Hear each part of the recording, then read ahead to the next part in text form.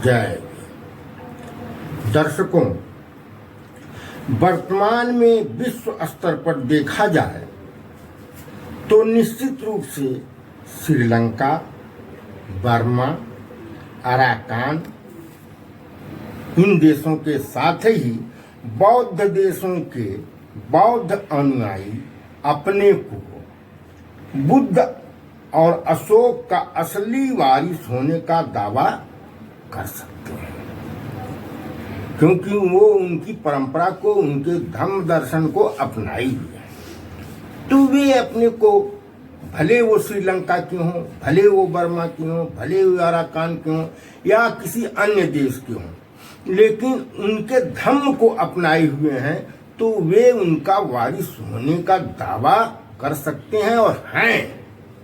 इसमें कोई दो राय नहीं है।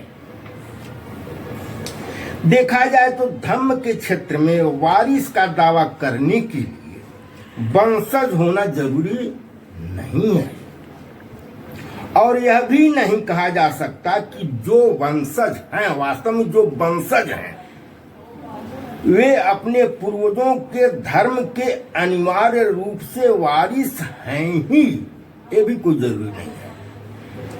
आगे चलिए देखिए, आज भारत में बहुत सारे मुस्लिम समुदाय हैं जो अपने को हिंदू राजाओं अथवा हिंदू पूर्वजों के वंशज मानते हैं। आज हैं, बहुत लोग हैं जो कहते हैं हम पृथ्वीराज के वंशज हैं, हम पेशवा के वंशज हैं, और हैं मुसलमान। ठीक है ना, आज मुसलमान हैं लेकिन कहते हैं हम पृथ्वीराज के वंशज हैं, हम पेशवा के वंशज हैं। आज भी लोग कहते हैं, लेकिन उन्हें आज अपने पूर्वजों के धर्म का वारिस तो नहीं कहा जा सकता।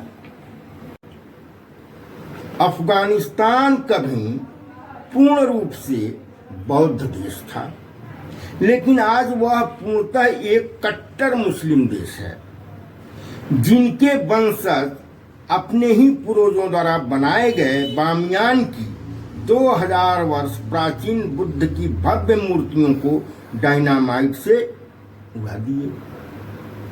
कौन उड़ाए? किसी समय बौद्ध रहे जो उनके पूर्वज थे, उन्हीं के वंशज जो आज तालिबानी हैं, आज मुस्लिम हो चुके हैं, इस्लाम हो चुके हैं, उन्हीं लोगों ने उड़ाया। और एक सप्ताह तक लगा डायनामाइट लगाकर उड़ाने में। यूनेस्को ने बहुत अनुरोध किया रोकने के लिए, उन्होंने कहा नहीं, हमें बुद्ध की मूर्ति नहीं चाहिए। ये कौन लोग थे? अपने प्राचीन बौद्ध धर्मी पूर्वजों के वंशज हैं जो आज इस्लाम धर्म ग्रहण चुके हैं, जिनको आज तालिबान कहा जाता है, तालिबानी कहा जाता है। इन लोगों ने उड़ाया। ये इतिहास की अजीब घटनाएं हैं। फिर ये तालिबानी कैसे कह सकते हैं कि वे अपने बौद्ध धर्मी पूर्वजों के धर्म के वारिस हैं? ऐसा तो हम नहीं कह सकते। ये तालिबानी यह कैसे दावा कर सकते हैं कि हम उनके पूर्वज हैं, उनके वंशज हैं जो कभी बौद्ध थे, जो बामियान में बुद्ध की मूर्तियां बनाए थे, हम उनके वंशज हैं? किस मुंह से कहेंगे? नहीं कह सकते। जाहिर है कि बुद्ध अशोक भारत में पैदा हुए, तो उनके तथा उनके समाज के वंशज तो भारत में होंगे ही। किनके? सम्राट अशोक के, भगवान बुद्ध के। लेकिन यह क्या, बुद्ध तो भारत से गायब होकर विदेशों में पूजे जा रहे हैं। महान चक्रवर्ती सम्राट अशोक का नाम तक भारत में लोग भूल गए, जबकि अनेक बौद्ध देशों के राजा अपने को सम्राट अशोक की टाइटल देवानाम्पी अपने साथ लगाते रहे। आज अशोक की मूर्ति चाइना में स्थापित है, सम्मानित है, जबकि भारत में उन्हीं सम्राट अशोक द्वारा निर्मित बोध गया बिहार विधर्मियों के कब्जे में है। कहां हैं बुद्ध और अशोक के वंशज जो अपने को कहेंगे कि हम बुद्ध और अशोक के वंशज हैं? वे कहां हैं? किस मुंह से कहेंगे कि हम बुद्ध और अशोक के वंशज हैं? जबकि सम्राट अशोक द्वारा निर्मित महाबोध विहार विधर्मियों के कब्जे में है, उसे नहीं छुड़ाया जा सका। जिन राम के अस्तित्व के होने पर ही संदेह है, उनकी जन्मभूमि के नाम पर भयंकर आंदोलन होते रहे, सैकड़ों लोगों की जानें गईं। एक मस्जिद को नेस्तनाबूद कर वहां राम मंदिर का निर्माण हो गया, लेकिन ऐतिहासिक रूप से स्थापित बोध गया विहार आज भी गुलामी में है। आज अपने को अशोक मौर्य का वंशज कहलाने तथा उनकी जयंती मनाने वालों का खून क्यों नहीं खौल रहा है? क्या केवल अपने को अशोक मौर्य का वंशज कहलाने तथा उनकी जयंती मनाने से कोई अपने को चक्रवर्ती सम्राट के धम्म का वारिस अथवा उनका वंशज होने का दावा करने का नैतिक अधिकार रखता है? बिल्कुल नहीं। हाँ, आधुनिक काल में पुरातत्वविद सर अलेक्जेंडर कनिंघम तथा भाषाविद जेम्स प्रिंसेप को भारत में बुद्ध का वारिस कहा जा सकता है। भले वो अंग्रेज अधिकारी थे, लेकिन उन लोगों ने बुद्ध के स्तूपों की खोज की, धम्मलिपि को पढ़ा, अशोक को उजागर किया, लिहाजा उन्हें कहा जा सकता है कि वे बुद्ध और अशोक के वारिस हैं। फिर नाम आता है अनागरिक धम्मपाल तथा बाबा साहब डॉक्टर अंबेडकर का, जिन लोगों ने भारत में बौद्ध धर्म के पुनर्जागरण की नींव रखी। वर्तमान में निश्चित रूप से विश्व प्रसिद्ध इतिहासकार एवं भाषाविद प्रोफेसर राजेंद्र प्रसाद सिंह तथा डॉक्टर राजीव पटेल जी बौद्ध धर्म के उन्नयन में विशेष योगदान कर अपने को बुद्ध और अशोक का वंशज और धम्म का वारिस होने का प्रमाण सिद्ध कर चुके हैं। उन्हें कहा जा सकता है, कहा सही नहीं, कहा है, वो कहने की बात नहीं है, कोई कहे ना कहे, वे हैं। उन्होंने ऐसा काम कर दिखाया है, ऐसी चीजें इन दोनों दो विद्वानों ने किया है। कौन? प्रोफेसर राजेंद्र प्रसाद सिंह और प्रोफेसर राजू पटेल। इन लोगों ने ऐसे ऐसे रहस्योद्घाटन किए हैं कि इनको कहा जा सकता है कि हाँ, ये वास्तव में असली रूप में ये बुद्ध और अशोक के वंशज हैं, उनके वारिस हैं। अब आते हैं इस विषय पर कि क्या आज भारत में कोई ऐसा समाज है जो लगभग विस्मृत लेकिन परंपरा रूप में ही सही बुद्ध अशोक के धम्म को अपने में समेटे हुए है? क्या वैसा आज कोई ऐसा समाज है जिसको कहा जा सकता है कि उसमें बौद्ध धर्म के कुछ लक्षण आज भी जीवित हैं, उसके अंश, उसकी परंपराएं आज भी जीवित हैं? कोई ऐसा समाज है क्या आज?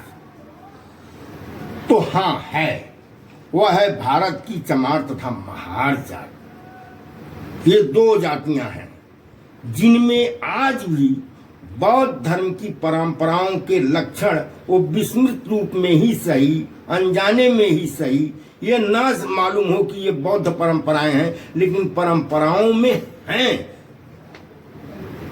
बुद्ध की परंपराएं हैं, बौद्ध धर्म की परंपराएं हैं। आप लोगों को ज्ञात है कि भीमा कोरेगांव विजय स्तंभ पर 22 नाम खुदे हैं, जिनके नाम के अंत में नाक लिखा है। नाक, नाग नहीं, नाक। जैसे गोपानाक, बालनाक आदि ऐसे ही नाम है। बाबा साहब अंबेडकर ने इन सभी को महार जात का योद्धा माना है, बाबा साहब ने। हालांकि आज के एडवोकेट पंकज त्रिपाठी जैसे यूट्यूबर केवल नाक नाम लगा होने से नाग वंश का संबंध जोड़ना तथा उन्हें महार मानना उचित नहीं समझते। ऐसा कहना है, एक पंकज त्रिपाठी हैं, अक्सर वीडियो बनाते हैं, तो उनका कहना है कि केवल नाक नाम जुड़ा होने से डॉक्टर अंबेडकर ने 22 लोगों को महार मान लिया, ये कैसे कहा जा सकता है? और उसके में उन्होंने अपना एक तर्क दिया है उनका कहना है कि राजस्थान के एक राजा का नाम तो भगवान दास था। तो क्या यह मान लिया जाए कि वे यानी भगवान दास जी किसी दास वंश से संबंधित थे? नहीं ना। तो मैं कह रहा हूं पंकज त्रिपाठी जी, नहीं जनाब, हम ऐसा नहीं कह सकते कि भगवान दास जो है दास जुड़ा होने से किसी दास से संबंधित हो। लेकिन यहां बात दूसरी है। लेकिन त्रिपाठी जी, आप महान भाषाविद, पुरातत्ववेता, इतिहासकार, प्रोफेसर डॉक्टर राजेंद्र प्रसाद सिंह की पुस्तक खोए हुए बुद्ध की खोज, डॉक्टर राजेंद्र प्रसाद सिंह की पुस्तक है, कि पृष्ठ संख्या 81, 82 एवं 83 पढ़ लीजिए। उनका कहना है कि महाराष्ट्र की अनेक बौद्ध गुफाओं में नाग राजाओं एवं नाग उपासकों द्वारा दिए गए दान के वर्णन के साथ ही उस पर उनका नाम भी उत्कीर्ण है, खुदा है। सबके नाम के अंत में नाक शब्द लिखा हुआ, नाक शब्द। ये 81, 82 और 83 पेज पर है, आप पढ़ लीजिए। बहुत सारे नाम दिए गए हैं, करीब 1 दर्जन नाम है जिनमें नाक जुड़ा हुआ है। सबसे आश्चर्य की बात तो यह है कि कुछ दानदाताओं के नाम हुबहू भीमा कोरेगांव के विजय स्तंभ पर मिलते हैं। जैसे बालनाग, एक नाम जो वहां है महाराष्ट्र के गुफाओं में, बालनाग एक राजा का नाम है। वैसे ही विजय स्तंभ में भी एक शूरवीर का नाम, एक योद्धा का नाम बालनाग है। नाग तो और भी लोगों में है, बहुत से नाम है, लेकिन ये हुबहू वही नाम है जो उस गुफा में है, किसी एक राजा का। अब इन नामों के अंत में नाग शब्द जुड़ा होने से उन्हें महार और प्राचीन नागवंशीय होने में कोई संदेह है? भाई, अंग्रेज भी उनको महार माने। फिर उत्खनन से भी सिद्ध है कि नाग लोग नाक लगाते थे। तो अगर डॉक्टर अंबेडकर ने उनको महार माना, वही 200 वर्ष पहले की बात है, कोई पुरानी बात ही नहीं है कि उसमें जो है अतिरंजित हो सके। तो अगर उन्होंने महार माना तो इसमें कहाँ आप गलती पा रहे हैं कि वो डॉक्टर अंबेडकर ने ये गलती की कि 22 लोगों को उन्होंने महार मान लिया जिनके नाम के अंत में नाक लगा था? क्यों न मान लें? ये तो अंग्रेज खुद कह के गए। क्या यह कहना गलत होगा कि शायद डॉक्टर अंबेडकर को अपनी महार यानी नाग जात का नागवंशीय बौद्ध होने की जानकारी अच्छी तरह थी और बौद्ध धर्म की तरफ झुकाव का भी यही प्रमुख कारण था? बाबा साहब अंबेडकर का बौद्ध धर्म अपनाना अचानक नहीं था, उसके पीछे एक बहुत पूरा इतिहास छिपा था। ऐसे नहीं था। कुछ लोग कहते हैं कि जात प्रथा नहीं होती तो डॉक्टर अंबेडकर शायद हिंदू धर्म नहीं त्यागते। ना, ऐसा कुछ नहीं था। वो अगर ब्राह्मण या क्षत्रिय जात में जन्म लिए होते तब भी ठीक उसी तरह से उसको त्याग कर बौद्ध धर्म अपना लिए होते, जैसे ब्राह्मण धर्म में जन्म लेने के बाद ही महापंडित केदारनाथ जो है धर्म त्याग करके, हिंदू धर्म त्याग करके महापंडित राहुल सांकृत्यायन बन गए। वे तो ब्राह्मण थे लेकिन उन्होंने त्याग दिया हिंदू धर्म, बौद्ध धर्म अपना लिए। उनको क्या कमी थी? है? वो तो अधिकार प्राप्त जाति में पैदा हुए थे। तो ऐसे ही डॉक्टर अंबेडकर भी हर हालत में वो बौद्ध धर्म, वो इतना बड़ा तर्कशील व्यक्ति कोई और धर्म नहीं अपनाते, किसी लालच में नहीं आते। उनको हर हाल में बौद्ध धर्म अपनाना ही अपनाना था। अब आते हैं उत्तर प्रदेश की चमार जात पर, जिन्हें पश्चिमी उत्तर प्रदेश में जाटव नाम से जाना जाता है। इस जाटव जात में बहुत से लोग अपने नाम के अंत में मौर्य अथवा सिंह लगाते हैं, जैसे बुद्ध प्रिय मौर्य या आज की कैबिनेट मंत्री योगी सरकार में जो कैबिनेट मंत्री हैं, जो उत्तराखंड की जो है राज्यपाल भी रह चुकी हैं, कैबिनेट मंत्री श्रीमती बेबी रानी मौर्य, ये लोग जाटो समाज से संबंधित हैं। तथा एसपी सिंह, धर्मवीर सिंह, विश्राम सिंह, भगवान सिंह जाटववाद, ये सभी जाटव जात से संबंधित हैं, यानी चमार जात से संबंधित हैं। मौर्य टाइटिल से सर्वविदित है कि यह बौद्ध राजवंश सम्राट अशोक से संबंधित है ना। तथा सिंह नाम बुद्ध के विशेषण युक्त नाम शाक्य सिंह से जुड़ा है। सिंह शब्द जो है वो भगवान बुद्ध का एक नाम जो है शाक्य सिंह है, उससे जुड़ा हुआ है। इसी शाक्य सिंह शब्द से प्रेरित होकर श्रीलंका का नाम कभी सिंहल था तथा आज सिंगापुर है। देखिए प्रोफेसर राजेंद्र प्रसाद सिंह की स्पीच यूट्यूब पर आया है, उन्होंने सिद्ध किया है कि ये सिंह के दावेदार केवल बौद्ध हैं और कोई सिंह नहीं लगा सकता। वही लगावे जो बुद्ध और अशोक के धर्म का अनुयायी हो। उनका अनुयायी न होकर अगर कोई सिंह लगाता है तो वह केवल कहने का सिंह है और कुछ नहीं। क्योंकि सिंह जो है टाइटिल या सिंह चित्रण, सिंह प्रतीक सम्राट अशोक का है, अशोक का स्तंभ है जो आज भारत का राज चिन्ह है। तो इसका वारिस कौन हो सकता है? जो उनके धर्म का पालन करे वही हो सकता है, वही सिंह लगा सकता है। अतः हम कह सकते हैं कि मौर्य तथा सिंह टाइटिल रखने वाले लोग अशोक एवं बुद्ध वंशीय हो सकते हैं। यानी जो लोग अपने नाम पर, जो समाज अभी भी अपने नाम के अंत में मौर्य लगा रहा है या सिंह लगा रहा है, हो सकता है, ज्यादा संभावना है कि वे बुद्ध वंशीय या मौर्य वंशीय हो सकते हैं। बुद्ध वंशीय या अशोक वंशीय हो सकते हैं। हाँ, कोई जरूरी नहीं कि वे उनके धर्म के वारिस भी हों, ये बात है। वंशज तो हो सकते हैं लेकिन वारिस नहीं, केवल नाम टाइटिल लगाने से। जब तक कि वे तथाकथित हिंदू धर्म एवं उनके कर्मकांड को त्याग कर भली भांत बौद्ध धर्म अंगीकार नहीं कर लेते।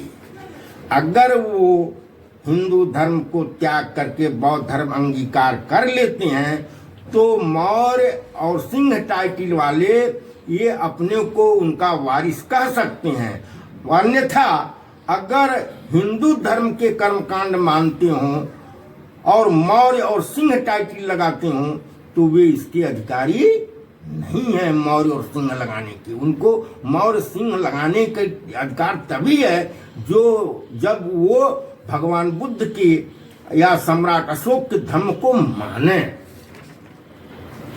सम्राट अशोक बुद्ध का वंशज और उनके धर्म का वारिस होने का दावा केवल मौर्य अथवा सिंह टाइटिल धारण करने मात्र से प्रमाणित नहीं होता। उसके लिए बुद्ध और अशोक का धर्म अपनाना ही होगा। अब आइए पूर्वी उत्तर प्रदेश की चमार जात पर। ओशो रजनीश का कथन है कि बुद्ध धर्म की परंपरा में जीवों को मारकर खाने की परंपरा नहीं थी। बात सही है। हाँ, मरे हुए जानवरों का मांस खाने से कोई गुरेज नहीं था, ऐसा है। आज भी बौद्ध देशों में ऐसा है प्रचलन। उनका कहना है कि भारत में मात्र चमार जाति ही ऐसी है जो मरे हुए जानवरों का मांस खाती थी। अब नहीं खाती है, लेकिन आज से 50-60 वर्ष पहले या स्वतंत्रता के समय तक चमार जात के लोग मरे हुए जानवरों का मांस खाते थे। और यह भी तो ओशो रजनीश का कहना है, यह परंपरा उन्हें प्राचीन बौद्ध होने का संकेत देती है, क्योंकि यही एक जाति है जो मरे हुए पशुओं का मांस खाती रही। कोई दूसरी जाति नहीं है जो मरे हुए पशुओं का मांस खाती। तो उनका कहना हो सकता है वो वही परंपरा इनके जाने अनजाने अभी भी चली आ रही है। और भी यह कि चमार जात अपने पुरोहित या गुरु अपने जात का ही बनाती है। चमार जात अपना पुरोहित या गुरु अपनी ही जात का बनाती है, जबकि और जात के लोग ब्राह्मणों को ही पुरोहित बनाते हैं। ठीक है ना, वो ब्राह्मण को नहीं बुलाते, ब्राह्मण को नहीं बुलाते। चमार जो है ब्राह्मण को नहीं बुलाते। किसी भी हिंदू मंदिर में नहीं जाते, नहीं जाते, अथवा भेद खुलने के डर से पुरोहित पंडे उन्हें मंदिर में जाने ही नहीं देते। दोनों बातें हो सकती हैं। एक तो ये जाते नहीं, दूसरे ये भी है कि पंडे और पुरोहित हर हाल में किसी चमार को मंदिर में जाने देना नहीं चाहते।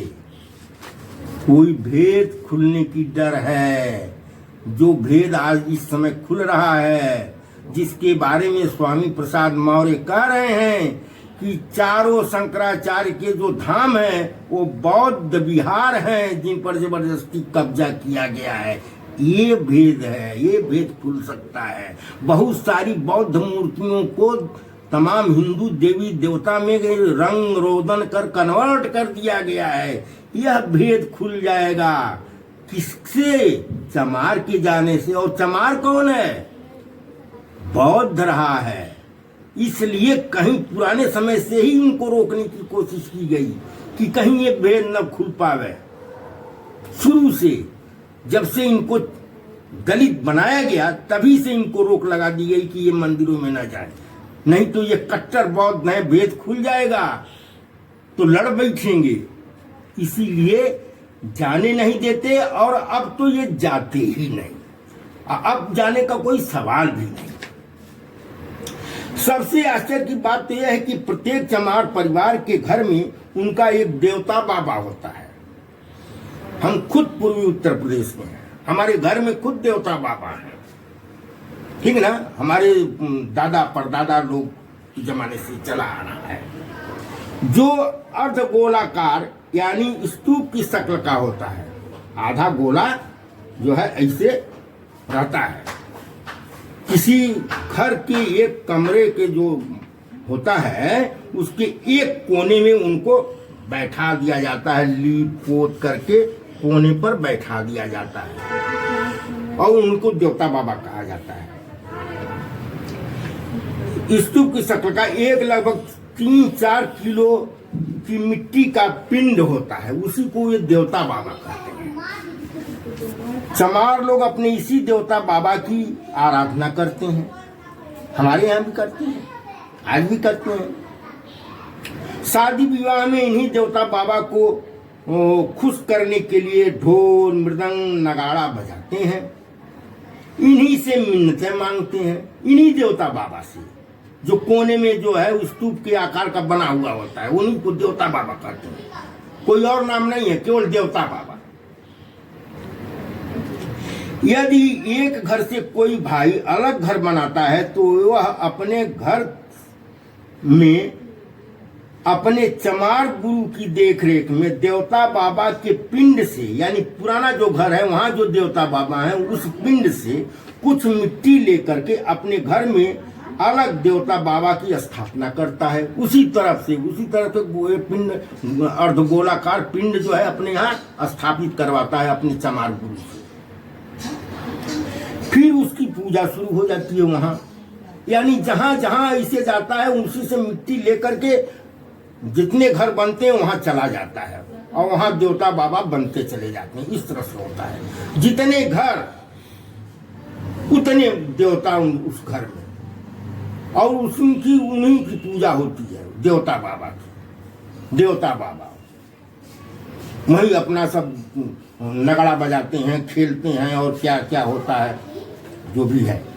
ठीक है ना, यह परंपरा लगभग उसी प्रकार की लगती है जैसे बुद्ध अस्थियों का अंश लेकर के अलग अलग बुद्ध स्तूप बनवाना। बुद्ध की अस्थियां भी सम्राट अशोक ने 84,000 स्तूप बनवाए थे, और इसके बाद जो है तमाम भगवान बुद्ध की अस्थियों के अंश, थोड़ी थोड़ी सी अंश लेकर तमाम देशों में जो है बुद्ध की स्तूप बने अस्थियों पर। तो कहीं न कहीं ये परंपरा दिखाती है कि ये बौद्ध परंपरा है। फिर आज तो उनके सबसे बड़े मसीहा किनके, चमारों और महारों के। डॉक्टर अंबेडकर ने खुद कहा है कि बौद्ध धर्म उनके समाज का पैतृक धर्म है। उसे अपनाकर अपने समाज को बौद्ध धर्म अपनाने को कहा। फिर तो महार चमार जात का प्राचीन बौद्ध होने का अन्य किसी दूसरे प्रमाण की जरूरत ही नहीं, क्योंकि जहां उनके सबसे बड़े मसीहा डॉक्टर अंबेडकर जो बात कह रहे हैं उनके लिए फिर किसी उनको इस जात को किसी दूसरे से प्रमाण लेने की जरूरत नहीं है कि हम बौद्ध हैं कि नहीं है। अगर उनके सबसे बड़े मसीहा जिन्होंने उद्धारकर्ता डॉक्टर अंबेडकर ने कहा कि हम सभी, हमारा समाज जो चमार महार समाज है वो पुराना बौद्ध धर्मी है, तो फिर हमें मानना ही है कि यही सही है, हमें किसी और से प्रमाण लेने की जरूरत नहीं है। धन्यवाद।